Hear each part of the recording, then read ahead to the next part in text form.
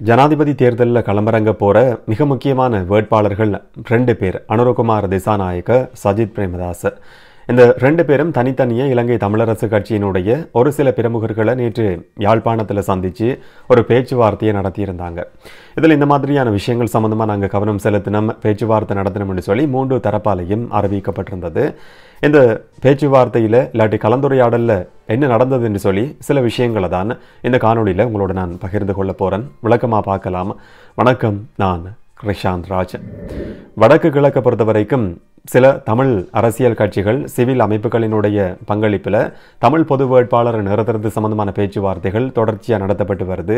இதுவரைக்கும் ஒரு உறுதியான இறுதி முடிவு எட்டப்படலைன்னு சொல்லியே வச்சுக்கொள்ள முடியும். ஆனாலும் அடுத்த கட்டத்தை நோக்கி இந்த பேச்சுவார்த்தை நகர்ந்து கொண்டிருக்கின்றத அண்மைய செய்திகள் மூலமாக தெரிஞ்சு கொள்ளக்கூடிய மாதிரி இருக்கு.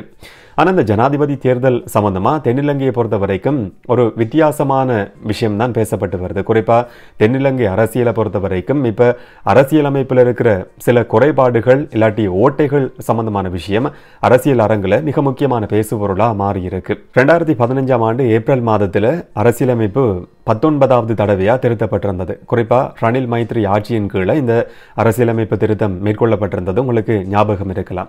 ஒரு நல்லாட்சியை உருவாக்க போகிறோம், ஜனநாயக ரீதியான மறுசீரமைப்பை ஏற்படுத்துகிறோம் என்று சொல்லி வாக்குறுதிகள் கொடுக்கப்பட்டு தான் இந்த அரசியலமைப்பு திருத்தம் மேற்கொள்ளப்பட்டிருந்தது. இதனுடைய மிக முக்கியமான நோக்கம் என்னன்னு சொன்னால், பாராளுமன்றத்தில் அதே மாதிரி ஜனாதிபதியோட பதவி காலம் அதுவரைக்கும் 6 வருஷங்களாக இருந்தது. இந்த 19வது அரசியலமைப்பு திருத்தத்தின் மூலமாக அது 5 வருஷங்களாக குறைக்கப்பட்டிருந்தது. ஆனால் இப்படி 19வது அரசியலமைப்பு திருத்தம் செய்யப்பட்ட சந்தர்ப்பத்தில் அதில் சில ஓட்டைகள் இருக்கு. அதை பயன்படுத்தி கொண்டு ஜனாதிபதியாக இருக்கிற ரணில் விக்ரமசிங்க இன்னும் 1 வருஷங்களுக்கு அரசியலமைப்பை மீறாத வகையிலேயே பதவியை வகிக்க முடியும் என்ற விஷயங்கள் இப்போ தென்னிலங்கை அரசியலை பொறுத்த வரைக்கும் ஒரு பரபரப்பான விஷயமா பேசப்பட்டு வருது. குறிப்பாக என்னதான் 19வது அரசியலமைப்பு திருத்தம் மேற்கொள்ளப்பட்டிருந்தாலும் 83B சரத்து அப்படியே நீக்கப்படாமல் இருக்கு.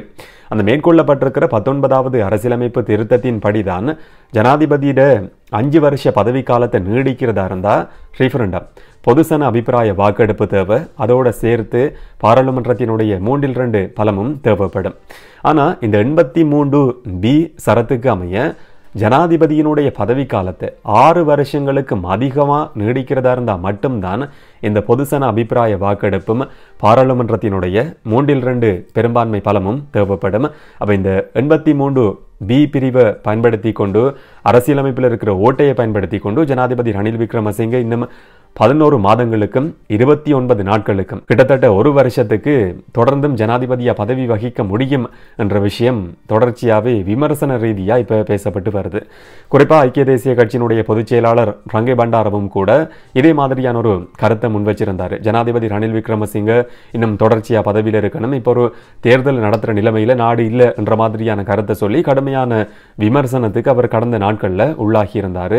இந்த பின்புலத்தில் தான் இந்த விஷயமும் கூட அரசியல் அரங்கில் இப்போ பரபரப்பாக பேசப்பட்டு வருது. இது தென்னிலங்கை அரசியலை பொறுத்த வரைக்கும் ஜனாதிபதி தேர்தல் சம்பந்தமாக இருக்கிற விஷயம். ஆனால் வடக்கு கிழக்கு பொறுத்த வரைக்கும் மிக முக்கியமான 2 வேட்பாளர்களும் அனுரகுமார் திசாநாயக்கவும் சஜித் பிரேமதாசவும் இப்போ வடமாகாணத்துக்கு படையெடுத்திருக்கிறாங்க. இலங்கை தமிழரசு கட்சியை சந்தித்து மிக முக்கியமான ஒரு பேச்சுவார்த்தை நடத்தப்பட்டிருக்கு. 2 பேரும் தனித்தனியாக இந்த பேச்சுவார்த்தையில் ஈடுபட்டிருக்கிறாங்க. குறிப்பாக இந்த 2 பேரும் விடுத்த கோரிக்கையின் அடிப்படையில் தான் இந்த சந்திப்பு ஏற்பாடு செய்யப்பட்டதுன்னு சொல்லி இலங்கை தமிழரசு கட்சி சார்பாக அறிவிக்கப்பட்டிருக்கு. சஜித் பிரேமதாசவுக்கும் இலங்கை தமிழரசு கட்சியினுடைய ஒரு சில முக்கியஸ்தர்களுக்கும் இடையில் கிட்டத்தட்ட 2 மணித்தியால கலந்துரையாடல் நடந்திருக்கு. இந்த கலந்துரையாடல் முடிஞ்சதுக்கு பிறகு ஊடகவியலாளர்கள் மிக முக்கியமான ஒரு கேள்வியை முன்வைக்கிறாங்க. கிளிநொச்சியில் உரையாற்றும் போது சஜித் பிரேமதாச சொன்ன மிக முக்கியமான ஒரு விஷயம்தான் 13வது அரசியலமைப்பு திருத்தத்தை நான் நடைமுறைப்படுத்துவேன் என்றது. இப்போ காணி போலீஸ் அதிகாரங்கள் என்றது 13வது திருத்தத்தில் ஏற்கனவே சொல்லப்பட்டிருக்கிற விஷயங்கள். இதையும் சேர்த்து நீங்கள் நடைமுறைப்படுத்துவீங்களான்ற ஒரு கேள்வியை ஒரு ஊடகவியலாளர் சஜித் பிரேமதாசட்ட முன்வைக்கிறாரு. அதுக்கு ஒரு தெளிவான பதிலை சஜித் பிரேமதாசவால் சொல்ல முடியாமல் போயிருக்குன்றது தான் இதில் கவனிக்க வேண்டிய மிக முக்கியமான விஷயம். 13வது திருத்தம் என்றது அரசியலமைப்பில் ஏற்கனவே இருக்கிற ஒரு விஷயம், வானத்திலிருந்து விழுந்தது கிடையாது. 13+ பற்றியோ மைனஸ் பற்றியோ நான் கதைக்கல. 13வது திருத்தத்தை நடைமுறைப்படுத்துவன் என்ற விஷயத்தை அவர் சொல்றாரு. அந்த கேட்ட கேள்விக்கான பதிலை தெளிவா சொல்ல முடியாத ஒரு இக்கட்டான நிலைமையில எதிர்க்கட்சி தலைவர் சஜித் பிரேமதாச இருக்கிறார் என்று சொல்லியும் சொல்ல முடியும். வடக்குக்கு வந்து காணி போலீஸ் அதிகாரங்கள் உட்பட 13வது திருத்தத்தை நான் நடைமுறைப்படுத்துவேன் என்று சொல்லும் போது தமிழ் மக்களிட வாக்குகளை ஓரளவுக்கு பெற்றுக்கொள்றதுக்கான வாய்ப்பு கிடைக்கும். என்னதான் 13வது திருத்தம்ன்றது எங்களுக்கான முழுமையான ஒரு தீர்வு இல்லைன்ற நிலைப்பாடு இருந்தாலும் கூட ஒரு வகையில் தமிழர்களுடைய வாக்குகளை பெற்றுக்கொள்றதுக்கு இது சில நேரங்களில் உதவி செய்ய முடியும். ஆனால் இப்படியான ஒரு தெளிவான வாக்குறுதியை வடமாகாணத்தில் யாழ்ப்பாணத்தில் வச்சு கொடுக்கும் போது தென்னிலங்கையில் இதுவரைக்கும் இப்போ இருக்கிற செல்வாக்குன்றது வீழ்ச்சி அடைகிறதுக்கான வாய்ப்பு இருக்குது. இதை கருத்தில் கொண்டு சில நேரங்களில் அந்த தெளிவான பதிலை அவர் சொல்லாமல் இருந்திருக்க முடியும், தவிர்த்திருக்க முடியும்.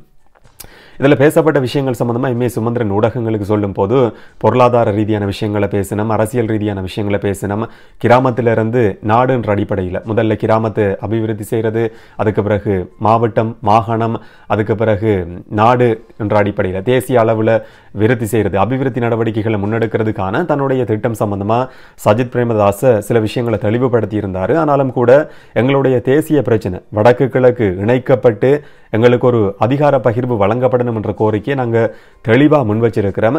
எங்களுக்கு ஒரு வாக்குறுதியை வழங்குறது மட்டும் கிடையாது, அந்த வாக்குறுதியை தெளிவாக சிங்கள மக்களுக்கும் சஜித் பிரேமதாச சொல்ல வேண்டி இருக்கும் என்ற மிக முக்கியமான விஷயத்தை எம்ஏ சுமந்திரன் சொல்லியிருந்ததும் மிக முக்கியமாக கவனிக்கப்பட வேண்டிய ஒரு செய்தி.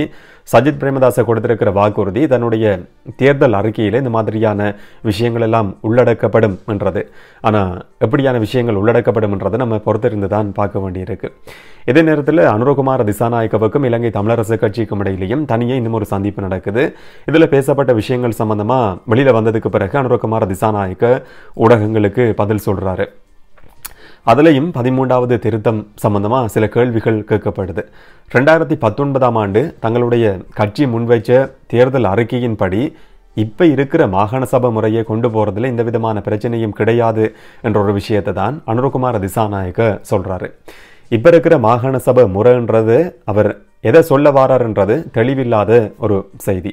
என்ன சொன்னால் இப்போ இருக்கிறது காணி போலீஸ் அதிகாரங்கள் இல்லாத எதுக்குமே உதவாத ஒரு மாகாண சபை முறை, அதை நடைமுறைப்படுத்துவன் என்றதை சொல்ல வாராரா, இல்லாட்டி இப்போ அரசியலமைப்பில் இருக்கிற 13வது திருத்தத்தை காணி போலீஸ் அதிகாரங்களோடு அப்படியே என்னால் நடைமுறைப்படுத்த முடியும் என்றதை சொல்ல வாரான்னு சொல்லி அவராலையும் தெளிவான ஒரு பதிலை வடமாகாணத்தில் யாழ்ப்பாணத்தில் வச்சு ஊடகங்களுக்கு சொல்ல முடியாத ஒரு நிற்கதியான நிலைமை அவருக்கும் ஏற்பட்டிருக்குன்னு சொல்லியும் சொல்ல முடியும்.